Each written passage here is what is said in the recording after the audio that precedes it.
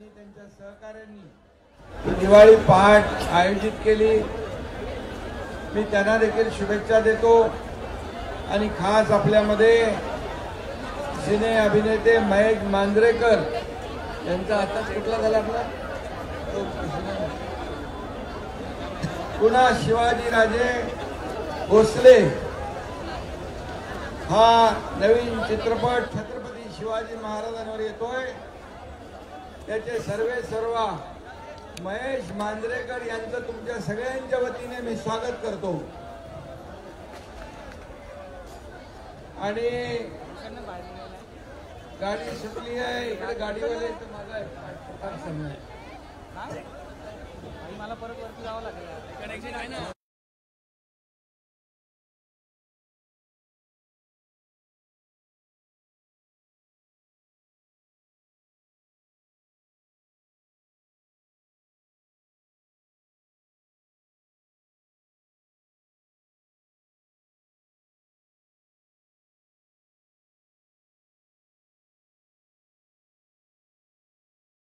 मध्ये युवकांमध्ये ज्येष्ठांमध्ये सगळीकडे दिवाळीचा आनंद लुटताना लोक दिसत आहेत।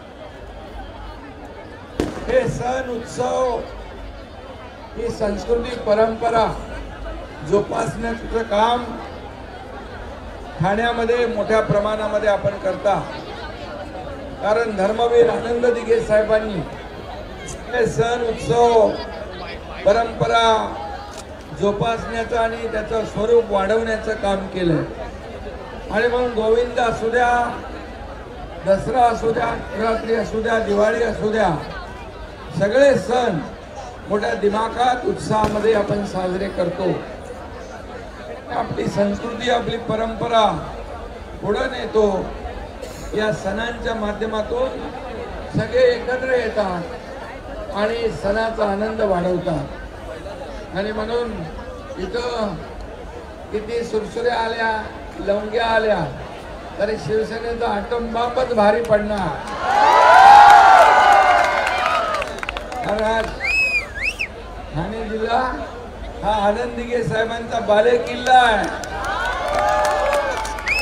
त्यामुळे मी आपल्याला खूप चांगल्या कार्यक्रमाचं आयोजन आपण केलेलं आहे आणि सगळीकडे अशीच गर्दी ओसंडून वाहते आहे। पूर परिस्थिती आहे, डोळ्यात अश्रू आहे, ते पुसण्याचं काम आपण करतोय। शेतकऱ्यांना कधी आपलं सरकार वाऱ्यावर सोडणार नाही। आणि मगाशी तुम्ही म्हणाले हे लाडक्या बहिणी, या महाराष्ट्रातल्या करोडो लाडक्या बहिणींचा लाडका भाऊ म्हणून या एकनाथ शिंदेला ओळख मिळाली आहे, ती सगळ्यात मोठी आहे। आणि आता माझे लाडके भाचे पण आहे, लाडक्या भाच्या पण आहे। आणि म्हणून सगळ्यांना दिवाळीच्या खूप शुभेच्छा।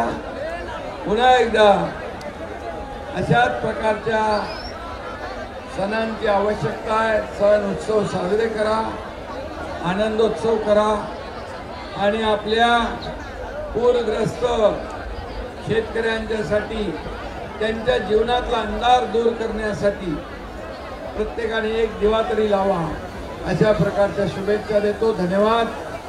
जय हिंद, जय महाराष्ट्र।